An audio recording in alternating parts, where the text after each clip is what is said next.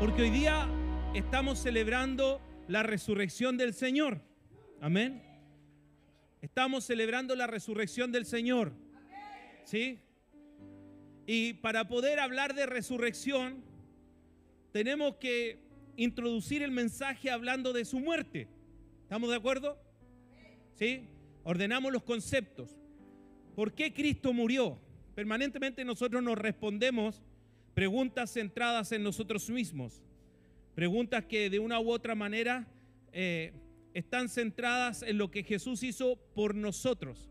Pero quiero decirle que la explicación es mucho más global, es mucho más amplia, es mucho más grande. Porque dice Romanos 14:9, para esto Cristo murió, resucitó y volvió a vivir, para ser el Señor tanto de los muertos como de los que viven. Cristo resucitó para ser el Señor. Y yo te pregunto hoy, ¿Dios está siendo tu Señor? ¿Él ordena tu vida? ¿Es la palabra de Dios lo que ordena tu día a día? Cuando no estamos en la iglesia, cuando estamos solitos, cuando estamos trabajando, estudiando, lo que sea, incluso no haciendo nada ahí en las redes sociales, ¿es el Señor quien con sus principios ordena tu vida? Un puro amén. Mire, Lucas 23, 35 y 36 dice: y el pueblo estaba mirando, ¿a quién? A Jesucristo, que lo acababan de crucificar. Lo clavaron en un madero que era vertical con otro horizontal que forman una cruz, y ahí lo clavaron y levantaron esa cruz y lo colgaron de ese madero. El pueblo estaba mirando y aún los gobernantes se burlaban de él diciendo: a otro salvó, sálvese a sí mismo. Si este es el Cristo, el escogido de Dios. Los soldados también le escarnecían, verso 36, acercándose y le daban vinagre, diciendo: si tú eres rey de los judíos, sálvate a ti mismo. Jesús estaba colgado en un madero. Lo desafiaban a que él reaccionara como hijo de Dios, a que él reaccionara en ese momento en contra. Él podía solamente clamar al Padre y una legión de ángeles hacía desaparecer a todos los que estaban ahí. ¿Está de acuerdo con eso? ¿Sí? ¿Sí? Es el poder de mi Cristo y mucho más que eso. Él es todopoderoso. Pero él estaba ahí sufriendo ese momento tan difícil y tan doloroso que es, y el más extremo que existe, enfrentar su muerte. No fue de un momento a otro, no es que tomaron una lanza y lo atravesaron, no. Eso partió el día anterior. Eso partió desde que lo apresaron, lo comenzaron a golpear, lo torturaron, sacaron su barba a tirones. Esos látigos romanos tenían pedazos de huesos que cuando le golpeaban la espalda salían pedazos de carne. Usted dice, como la pasión de Cristo, más fuerte que eso. Dice la palabra, la escritura dice que el aspecto del Señor no era irreconocible, era como una bestia, deformado entero de tantos golpes.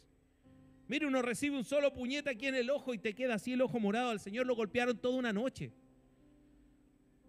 Y su espalda la molieron con esos látigos.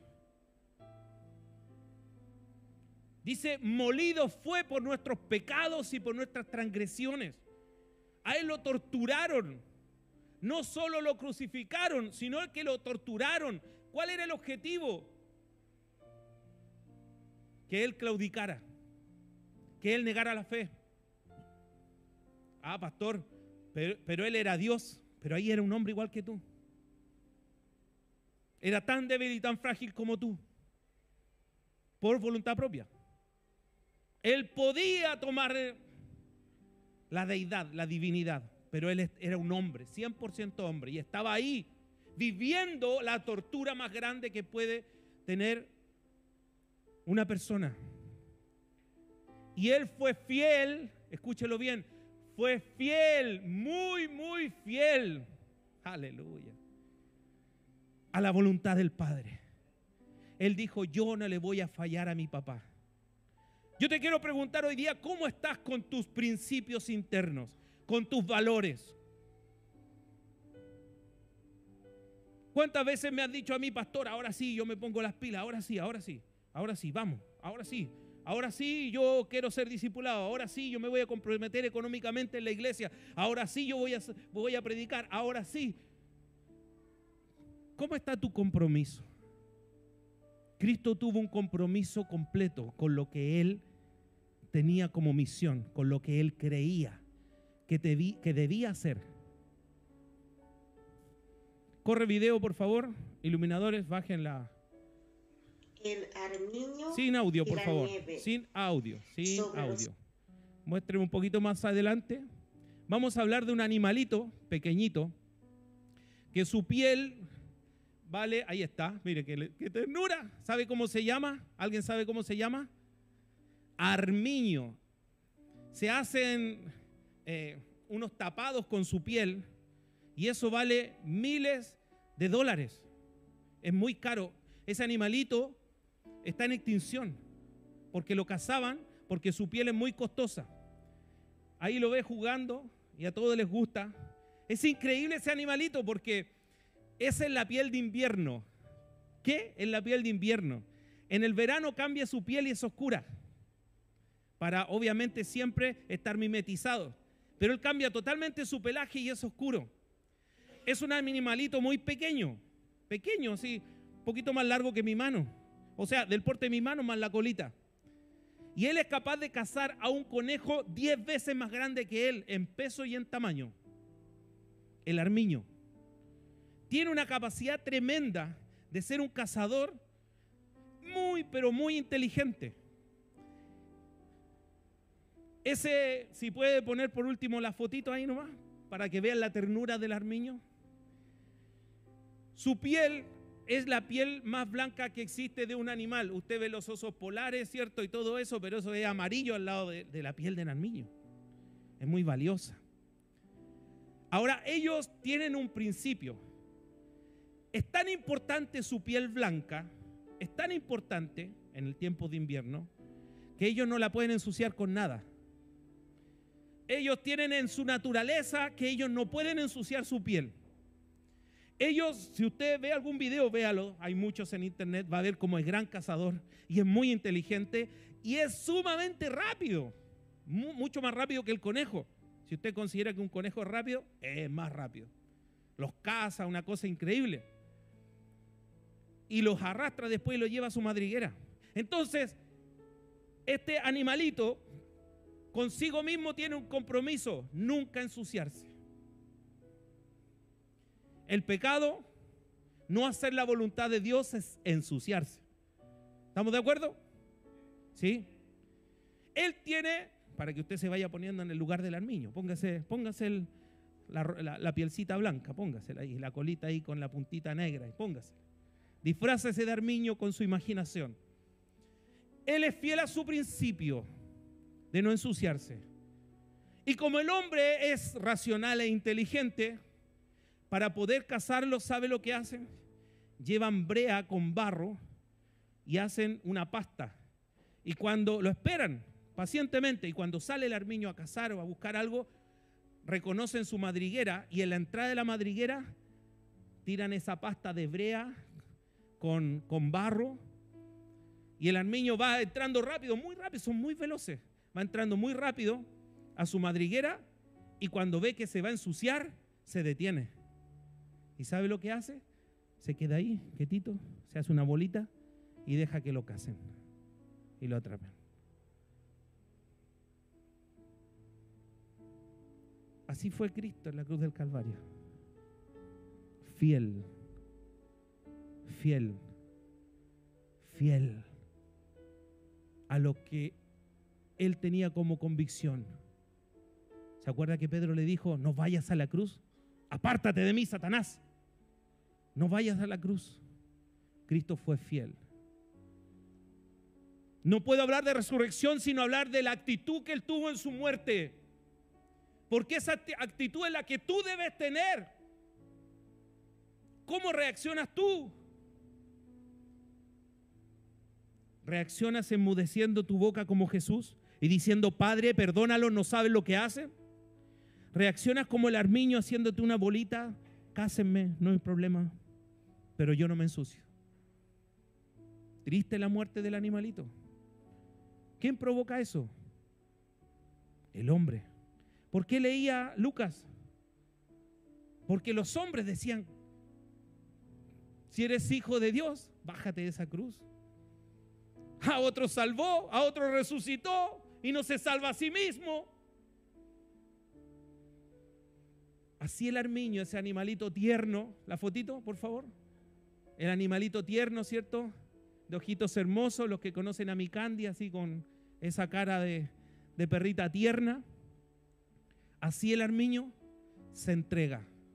Y te quiero decir que Cristo se entregó por ti y se entregó por mí, enmudeció su boca y dijo, Padre, en tus manos encomiendo mi espíritu.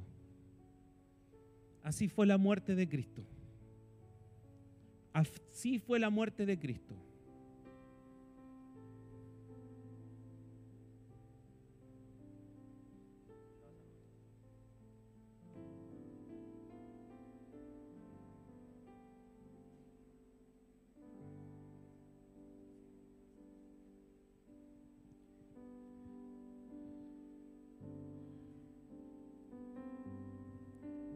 Como el siervo busca por las aguas, así clama mi alma por ti, Señor.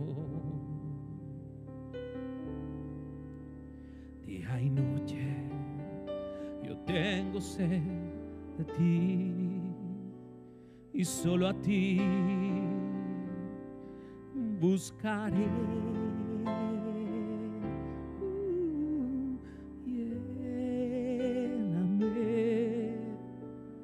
Lléname, Señor, dame más de tu amor. Yo tengo sed solo de ti. Lléname, Señor. Diga conmigo resurrección. Lucas 24, verso 1. Dice, el primer día de la semana, al amanecer, las mujeres fueron al sepulcro con los perfumes que habían preparado. Al llegar se encontraron con que la piedra que cerraba el sepulcro había sido removida. Entraron, pero no encontraron el cuerpo de Jesús. Estaban aún desconcertadas ante el caso cuando se les presentaron dos hombres vestidos con ropa resplandeciente, ángeles, que al ver como las mujeres se postraban rostro en tierra llenas de miedo, le dijeron, ¿por qué buscáis entre los muertos al que está vivo? No está aquí, ha resucitado. ¿Por qué buscáis entre los muertos al que está vivo? No está aquí, ha resucitado.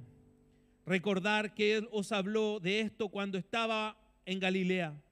Ya os dijo entonces que el Hijo del Hombre tenía que ser entregado en manos de pecadores y que iban a crucificarlo, pero también que Él resucitaría al tercer día. Estas mujeres recordaron en efecto las palabras de Jesús y regresando al sepulcro llevaron la noticia a las 11 y a los 11 y a todos los demás. Así pues fueron María Magdalena, María madre de Santiago y las otras que estaban con ellas quienes comunicaron a los apóstoles lo que había pasado. Pero a los apóstoles les pareció todo esto una locura y no creyeron. Pero Pedro, sin embargo, se decidió y echó a correr hacia el sepulcro y al inclinarse a mirar, solo vio los lienzos, así que regresó a casa lleno de asombro por lo que había sucedido. Diga conmigo, victoria después de la muerte. Victoria después de la muerte. Aleluya. Tú eres su conquista. Tú eres su conquista. En esta victoria que el Señor da, hay una conquista y ese eres tú. Bueno, la palabra resurrección en griego es anastasis. ¿Ha escuchado el nombre Anastasia?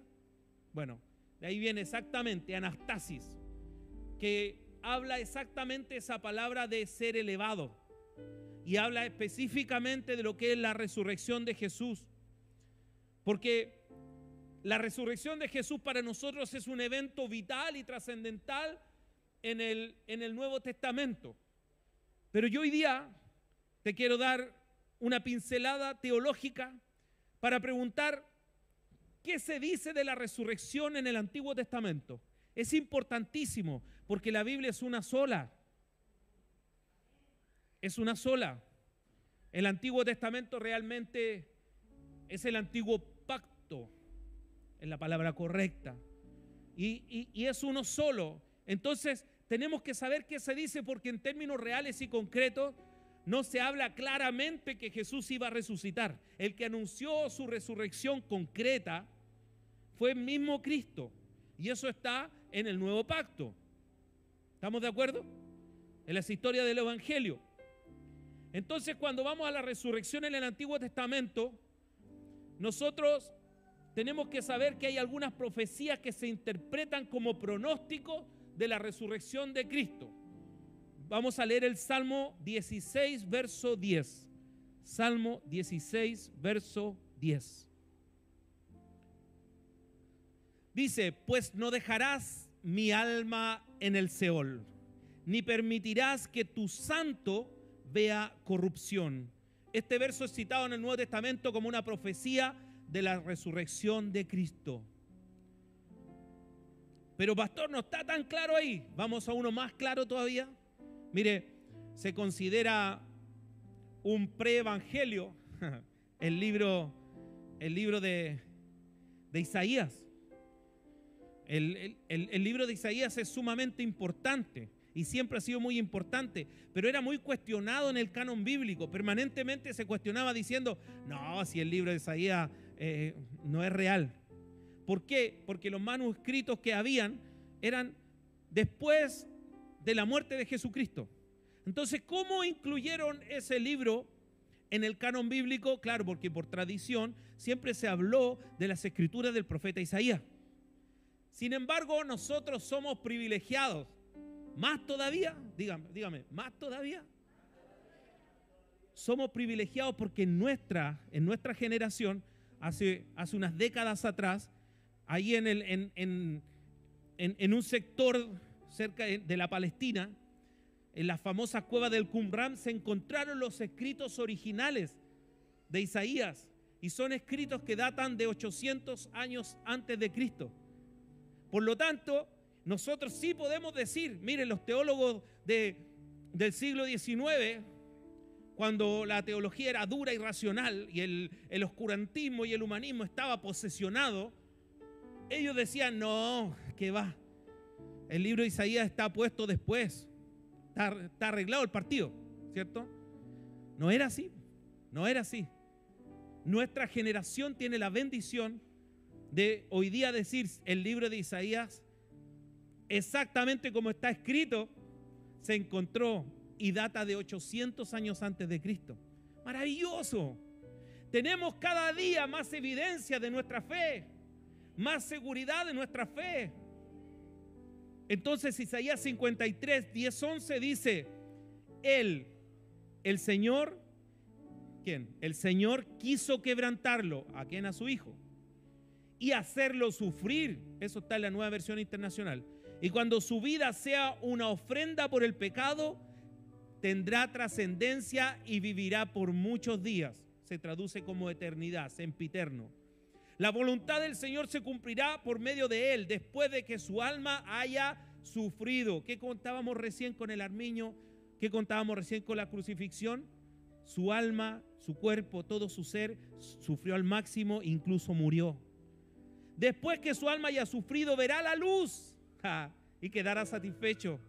Por su conocimiento, mi siervo el justo. ¿De quién más está hablando? De Cristo. Justificará a muchos. Diga, ahí estoy yo. Y cargará sobre sí las iniquidades de ellos. el profeta Isaías estaba anunciando esta resurrección maravillosa. Los judíos no lo tenían muy claro porque ellos esperaban un Mesías que no iba a morir. ¿Cómo iba a venir un superhéroe, cierto? ¿Qué superhéroe hay moderno hoy día? Porque yo digo de mi tiempo, Superman. ¿Qué superhéroe hay, Sergio, hoy día moderno? ¿Algún Nicolás David, un superhéroe moderno? Iron Man, ¿cierto? ¿Cierto? Pero murió, dice. Bueno, no nos sirve. Entonces tenemos, ¿verdad?, a ese superhéroe que estaban esperando los judíos. Entonces decir que ese superhéroe iba a sufrir, que ese superhéroe se iba a morir, ni un brillo. No, ¿qué vamos a contar eso? No nos conviene. Entonces, por supuesto, en los relatos judíos no había gran claridad, ¿cierto? En el texto masorético, para los más entendidos. No había claridad. Entonces, aquí tenemos dos ejemplos claros que podemos interpretar nosotros como la resurrección del Señor. Él va a vivir por muchos días. Estos pasajes bíblicos descubren un evento espectacular que estaba entre líneas, un poco escondido. Y Cristo vino a revelarlo claramente. Porque el contexto mesiánico que tenían los judíos no hablaba de un Mesías que venía a morir. Él venía a ponerle el pie a los romanos encima. Él venía a librarlos de sus enemigos, a hacerlos victoriosos.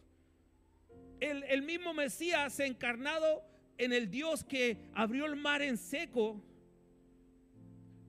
Ese Dios poderoso que hizo caer fuego del cielo frente al profeta Elías. Ellos esperaban a ese Mesías. Sin embargo, la Escritura ya evidenciaba que él iba a ser un varón experimentado en quebranto. ¿Y para qué, pastor? Para entenderte. Cuando estás quebrantado, cuando no tienes fuerza, cuando no puedes más. Varón experimentado en quebranto, experto en sufrimiento, un doctorado en sufrimiento como lo tenía Pablo. Esta palabra anticipa toda la obra de Jesús, es importante. Isaías 53, 10 y 11, que usted lo conozca muy bien. Habla de toda la obra de Jesús, habla de su muerte, su resurrección. El efecto que iba a tener sobre nosotros es importantísimo. Por eso Isaías 53, 10 y 11 es un pasaje totalmente profético.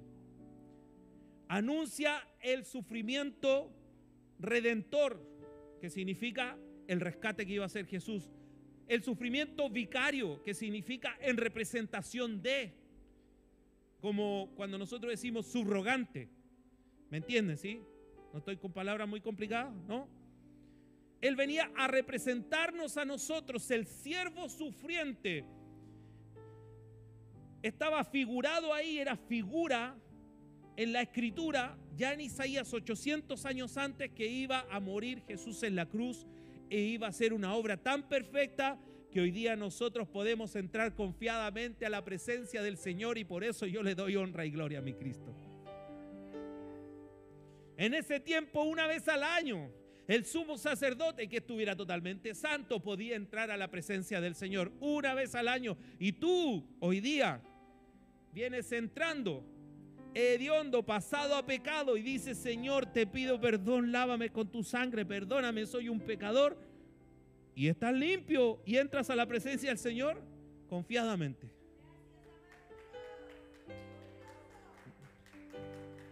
Acá se aplaude también, ¿o no? Sí.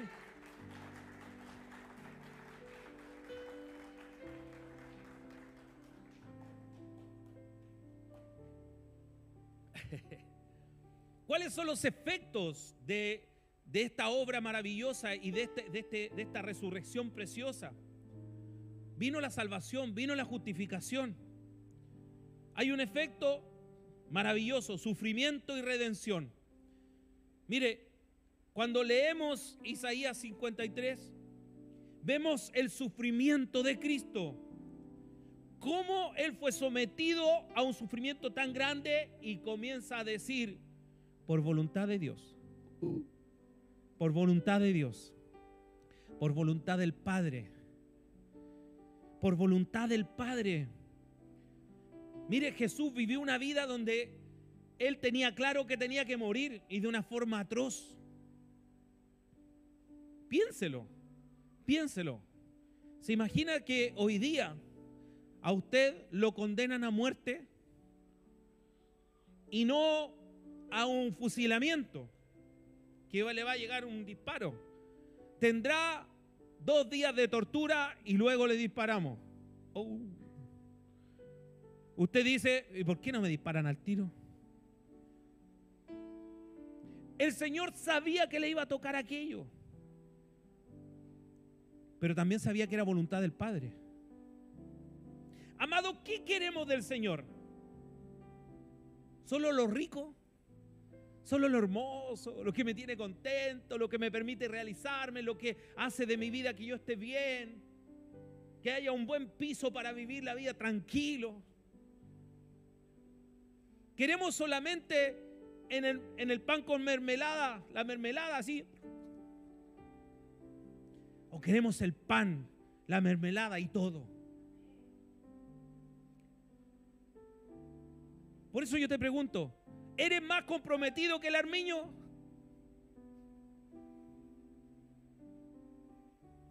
Este sufrimiento de Jesús no es solo físico, sino también es espiritual. Porque Él toma el lugar de otros y el sufrimiento de otros le viene al Señor. ¿Qué dice la Escritura?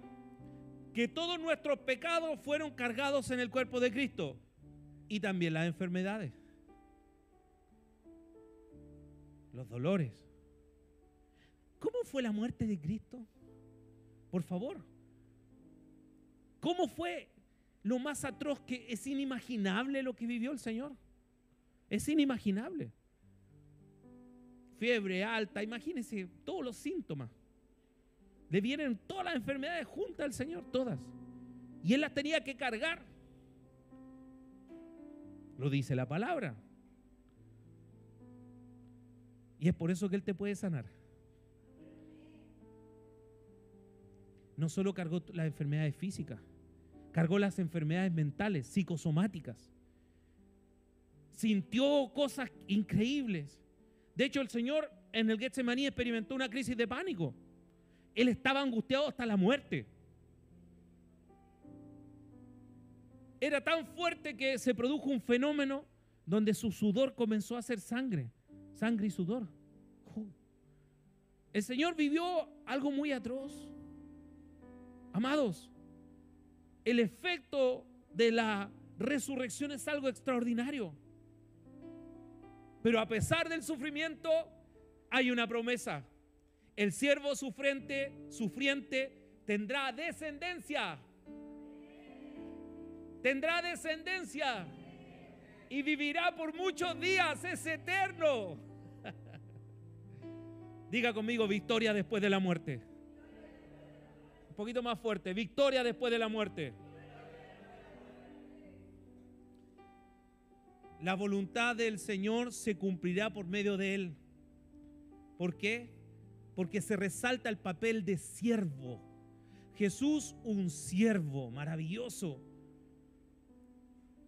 Resurrección y justificación. Después de sufrir, el siervo verá la luz y quedará satisfecho. ¿Qué significa verá la luz? Va a volver a abrir los ojos. Después que lo metieron ahí a una cueva y lo envolvieron en géneros, después que lo pusieron en ese lugar, Él salió de ese lugar enterito, con heridas en sus pies y en sus manos, y volvió a ver la luz. A eso se le llama la victoria sobre el sufrimiento y la muerte. Por eso hay victoria después de la muerte. Y quiero decirte algo extraordinario que está en la Escritura. la resurrección tiene dos manifestaciones físicas extremadamente potentes. ¿A cuánto le gustan los terremotos? No los que se con heladito de piña. No, eso no. No, porque ahí me levanta la mano todo. No, los terremotos que te mueven el piso. Tan fuerte que se mueven las rocas. ¿Les gustan los terremotos fuertes? Aquí se sienten fuertes los terremotos, porque es estructura metálica y se mueve fuerte, y suena y cruje. A nadie le gustan los terremotos, ¿verdad? Estoy hablando de terremotos de verdad. No sismos, 5, 6, no. 8, 9, 8 y medio. A nadie le gustan los terremotos. Pero ¿sabe qué? A los muertos les gustan los terremotos. ¿Qué? No entiendo nada. A los muertos les gustan los terremotos. ¿Qué dice Mateo 28:2? Hubo un gran terremoto porque un ángel del Señor descendió del cielo y llegando removió la piedra y se sentó sobre ella. ¿Cuándo hubo un terremoto? Cuando el Señor resucitó. Pero la Biblia dice que hubieron dos terremotos. Uno cuando el Señor resucitó y otro cuando el Señor expiró. Y aquí es el punto. ¿Quiénes estaban ahí? Imagínense en Israel, hacía, no sé, 5 años que a un papá se había muerto su hijo. Se murió su hijo. Sufrió tremendamente, fue horrible. El niño murió en Dios. ¿Qué dice Mateo 27, 51 y 53? Ponga atención. La tierra tembló y las rocas se partieron. Ese sí que fue un terremoto fuerte. Y se abrieron los sepulcros y muchos cuerpos de santos que habían muerto se levantaron y salieron de los sepulcros después de la resurrección de Jesús. Vinieron a la santa ciudad y aparecieron a muchos. Cuando el Señor expiró, hubo un terremoto y salieron estos muertos. Se abrieron los sepulcros y comenzaron a deambular por todos lados. Pero cuando el Señor resucitó, eso no fue en el mismo instante, fue después, al tercer día. ¿Estamos de acuerdo? 3 días después, el Señor resucita y dice: yo soy el primer resucitado. Y estos señores corpóreamente empezaron a aparecer ahí en medio de la gente. Imagínense ese papá que se le había muerto su hijo y va a verlo a su casa el papá. A la casa del papá va a verlo su hijo. Y lo más probable es que el hijo le dijo: papá, estoy bien. Amados, si a usted no le gustan los terremotos, a los muertos que están en los sepulcros sí. Porque mi Señor es jocoso. Mi Señor quiere que nos hagamos como niños, porque Él nos enseña el evangelio, la teología y la relación con Él a gente que tiene un corazón de niño. Y muchas veces el Señor genera estos escándalos, donde imagínense lo que pasó ahí en Jerusalén. Habla claro de la ciudad santa. Efesios 4:8 habla ahí que el Señor fue ahí al infierno, sacó la llave de la muerte y del Hades y liberó a los cautivos. Hizo una pega maravillosa esos 3 días antes de resucitar. El Señor descendió abajo. Y Apocalipsis dice que Él tiene la llave de la muerte y del Hades. Él las anda trayendo porque Él venció a la muerte. Amado, el contexto de la resurrección es mucho más de lo que tú conocías, pero es importante que tengas argumentos de fe para que sepas más de tu Señor. Y la pregunta es: ¿para qué? ¿Para qué tienes que tener estos argumentos? Para que se los cuentes a un compañero de trabajo y lo dejes impresionado. Oye, que sabe mi compañero en la Biblia. No, es para que tengas más compromiso que el armiño. Para eso Dios te está dando este conocimiento, para que tengas más compromiso que ese animalito y de no ensuciarte con pecado y de amarlo a Él y de entregarle tu vida a Él permanentemente. Para eso Dios te está entregando conocimiento. Mira, desde ese momento en adelante, todos los creyentes al morir no van al Hades, no van a esos lugares, sino que van directamente a la presencia del Señor. ¿Alguien le había hecho esa pregunta y usted queda ahí con dudas? Hoy día yo se lo estoy ratificando.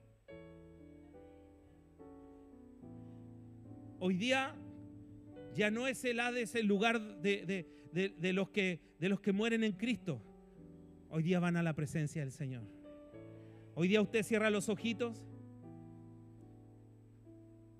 en este mundo, abre los ojos en la eternidad y lo primero que va a ver, unos pies que te van a dejar ciego, no va a poder abrir los ojos, sus pies como bronce bruñido. Y no creo que quiera mirar más, porque en el caso mío yo voy a abrazar esos pies y le voy a dar besos y le voy a decir: gracias, amado mío, mil gracias, muchas gracias, maravillosas gracias. Señor, te voy a dar gracias porque tú has sido tan bueno, tan bueno, tan bueno, tan bueno.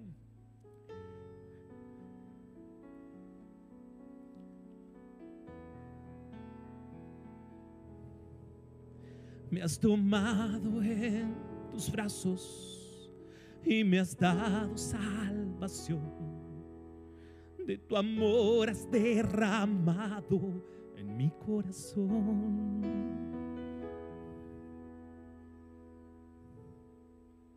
No sabré agradecerte lo que has hecho por mí. Solo puedo darte ahora mi canción.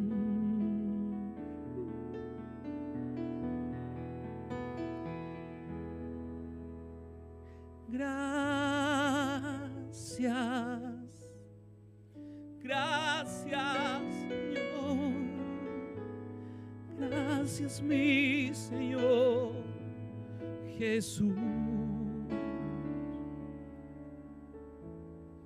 Gracias, muchas gracias, Señor. Gracias, mi Señor Jesús. Apocalipsis 1:17 dice: cuando le vi, caí como muerto a sus pies. Y él puso su diestra sobre mí diciéndome: no temas, yo soy el primero y el último, Alfa y Omega, el que vivo y estuve muerto, el que vivo y estuve muerto, mas he aquí que vivo por los siglos de los siglos y tengo las llaves de la muerte y del Hades.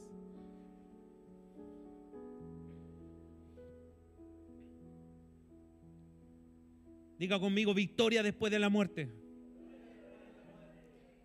Para concluir este mensaje, te voy a contar una historia real. Quizás usted ha escuchado hablar el nombre de Martin Luther King Jr. ¿Sonó bien? Está la pastora Pauli, Josh, ¿sí? Martin Luther King Jr. Esta historia real, ¿verdad?, ejemplifica una gran victoria después de la muerte. Martin Luther King Jr., un pastor, un hombre de fe, se levantó como activista en el movimiento de los derechos civiles en Estados Unidos. Él fue un líder clave por la lucha de la igualdad racial. Él fue un líder clave por la lucha de los derechos civiles. Pero increíblemente él fue asesinado el 4 de abril de 1968 en Memphis, Tennessee. Su muerte dejó un vacío inmenso en el movimiento que él comandaba por los derechos civiles y por todos los problemas que tenía la sociedad estadounidense en general. Por supuesto, el gran problema entre negros y blancos, el problema racial, era algo fuertísimo. Conozca un poco, lea, o incluso hay muchas películas. Sin embargo, después que murió Martin Luther King, que todos decían se acabó el movimiento, el asesinato de él ya no había un solo líder. Inspiró a miles de personas a levantarse, a continuar por su lucha. sobre la justicia y sobre la igualdad. Después de la muerte de Martin Luther King Jr., se produjeron protestas masivas en todo Estados Unidos, con tremendas manifestaciones exigiendo cambios reales en las políticas y sobre todo en las actitudes racistas que persistían. Aún usted ve que hay problemas y cuando hubo el estallido social acá, a los meses siguientes comenzaron a haber problemas de esta índole en Estados Unidos. Me imagino que vio las noticias. Y comenzaron a haber revueltas importantes porque aún está ese problema. Pero en ese tiempo no tenía solución. Sin embargo, el movimiento por los derechos civiles, después que murió Martin Luther King, tomó más fuerza. A los meses siguientes, a los años siguientes, se lograron tremendas victorias en las leyes y en la sociedad. Y comenzó a cambiar la mente de la sociedad norteamericana. Y estos logros fueron sí o sí un legado de Martin Luther King Jr. Los seguidores lograron transformar esta realidad. Ellos lograron trastornar un país. Martin Luther King Jr., un hombre ejemplar de familia, teólogo. Ese hombre luchó por los derechos de las personas en su país y por ese motivo lo mataron.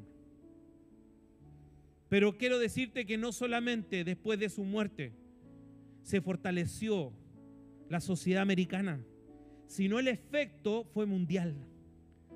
Fue mundial. Tuvo un impacto tremendo, significativo en la conciencia global, en la conciencia de todo el mundo. Y todo eso trajo cambios maravillosos. Y nosotros hemos visto cómo eso ha ido evolucionando. En nuestro país hace 15 años atrás aproximadamente se promulgaron leyes antidiscriminación que se motivaron en las minorías sexuales. Pero ojo, que vinieron a ayudarnos tremendamente a nosotros los, comillas, canutos. Porque quizá a usted hoy día nadie le hace bullying. A mí me hacían bullying. Y me tiraron cosas cuando estuve predicando en la calle. Yo lo viví, no me lo contaron. Entonces hay cambios que van trastornando. Pero aquí yo quiero dar el ejemplo de Martin Luther King Jr., porque él, aunque murió, su muerte produjo cosas maravillosas. Por eso te quería hoy día traer este mensaje. Victoria después de la muerte.